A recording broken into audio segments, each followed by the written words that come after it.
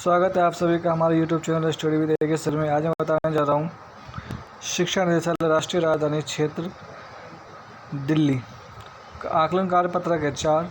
विषय है सामाजिक विज्ञान। कक्षा 8 के लिए विद्यार्थी का नाम यानी अपना नाम लिखेंगे, कक्षा अध्यापक यानी अपने क्लास टीचर का नाम लिखेंगे और तिथि 28/9/2021। अधिकतम अंक यानी ज़्यादा से ज़्यादा अंक होगा यहाँ 20।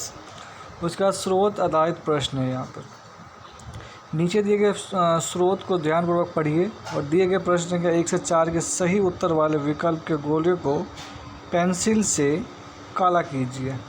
वन हमारी संपदा है। पौधे जंतुओं को आश्रय प्रदान करते हैं और साथ ही पारितंत्र को भी अनुरक्षित करते हैं। जलवायु परिवर्तन और तनाव हस्तक्षेप के कारण पौधों और जंतुओं के प्राकृतिक आवास नष्ट हो सकते हैं।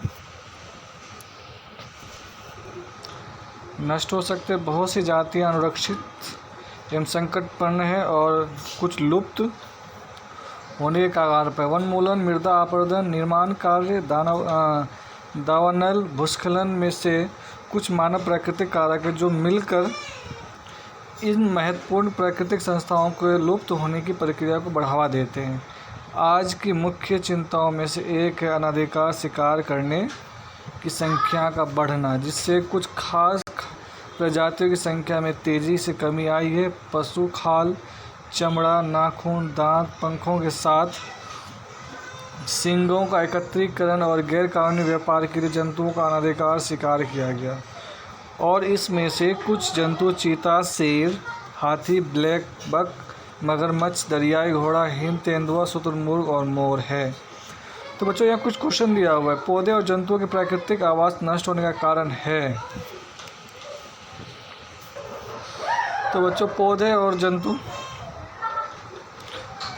का प्राकृतिक आवास नष्ट होने का कारण है जलवायु परिवर्तन, मानवीय हस्तक्षेप, ए और बी दोनों, और इनमें से कोई नहीं। तो ए और बी दोनों होगा इसका आंसर, जलवायु परिवर्तन, मानवीय हस्तक्षेप। तो इसका आंसर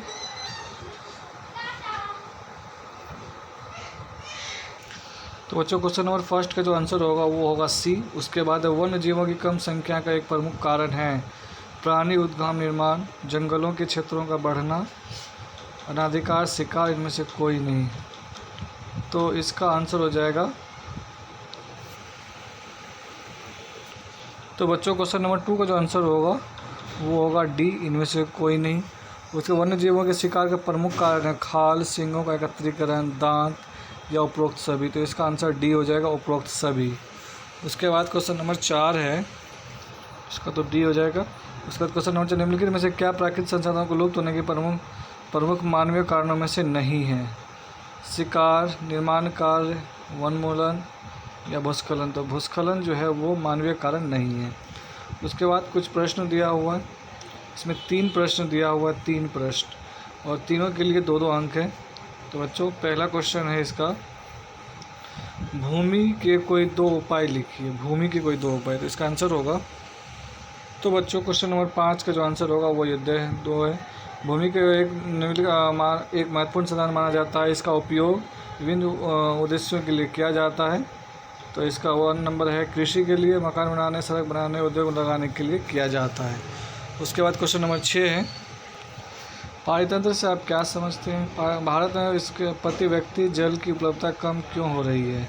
तो इसका आंसर होगा बच्चों, क्वेश्चन नंबर 6 का आंसर होगा पारितंत्र एक प्राकृतिक इकाई है जिसमें एक क्षेत्र विशेष के सभी जीवधारी अर्थात पौधे, जानवर और अणुजीव शामिल है। देश में बढ़ती जनसंख्या के कारण भारत में प्रति व्यक्ति आय पानी की उपलब्धता कम हो रही है।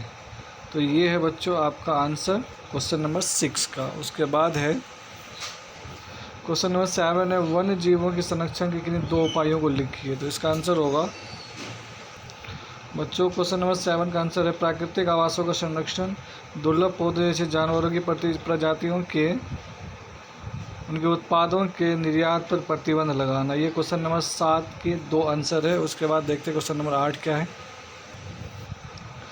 निम्नलिखित प्रश्नों के उत्तर दीजिए। क्वेश्चन नंबर 8 है, मृदा निर्माण के लिए उत्तरदायी किन्हीं 3 कारकों का वर्णन कीजिए। तो इसका आंसर होगा बच्चों, तो बच्चों क्वेश्चन नंबर 8 का आंसर है मृदा निर्माण के लिए उत्तरदायी किन्हीं 3 कारकों का वर्णन कीजिए। पहला है मूल चट्टान, पहला कारक जो मिट्टी निर्माण के लिए मूल सामग्री प्रदान करता है। दूसरा है जैविक तत्व, वनस्पति, पौधे और पशु जीव चट्टानों के अपक्षय धीरे धीरे लेकिन मिट्टी के निर्माण के लिए लगातार मदद करते हैं। उसके बाद तीसरा जलवायु व तापमान में परिवर्तन, गतिविधियाँ आदि के निर्माण के योगदान में करते हैं। तो ये 3 पॉइंट है क्वेश्चन नंबर 8 का। उसका देखते हैं क्वेश्चन नंबर 9। तो बच्चों क्वेश्चन नंबर के जल एक संसाधन है, कैसे, इसको प्रूफ करना है। तो इसका आंसर होगा, तो बच्चों क्वेश्चन नंबर 9 है जल एक संसाधन है, कैसे। उत्तर है इसका होगा जल एक संसाधन है क्योंकि यह सभी की आवश्यकताओं को पूरा करता है। अगर यह ना हो तो हमारा जीवन भी असंभव नहीं होगा। तो इसलिए हम कह सकते हैं कि जल एक संसाधन है। तो ये है बच्चों क्वेश्चन नंबर 9 का आंसर। उसके बाद देखते हैं क्वेश्चन नंबर 10 क्या है। बच्चों क्वेश्चन नंबर 10 करने से पहले मैं आपसे एक रिक्वेस्ट करना चाहूँगा, अगर आपने अभी तक हमारे चैनल को सब्सक्राइब नहीं किया है तो प्लीज़ सब्सक्राइब कर दीजिए और बेल आइकन को भी प्रेस कर दीजिए ताकि आपको समय समय पर नोटिफिकेशन मिल सके, और बेल आइकन और लाइक भी कर दीजिए। धन्यवाद। आपका एक लाइक हमें बहुत खुशी देती है। तो क्वेश्चन नंबर 10 है बच्चों, मृदा संरक्षण के किन्हीं 4 उपायों का संक्षेप में वर्णन कीजिए। तो इसका आंसर होगा क्वेश्चन नंबर 10 का जो आंसर है, पहले नंबर का वन रोपण है, उसका अधिक पेड़ लगाना संरक्षण का अधिक अच्छा तरीका है। उसके बाद दूसरा पॉइंट ये है अति चराई को रोकना, खादों और उर्वरकों का प्रयोग मृदा संरक्षण के लिए आवश्यक है। कीटनाशक रसायनों एवं रासायनिक खादों का उपयोग सबसे कम किया जाए, फसल का चक्रण। और चौथा पॉइंट है कृषि भूमि को प्रदूषण फैलाने वाले उद्योगों से दूर रखा जाए। तो बच्चों ये 4 क्वेश्चन है क्वेश्चन नंबर 10 का। तो ये देख लीजिए पूरे 4 क्वेश्चन हैं।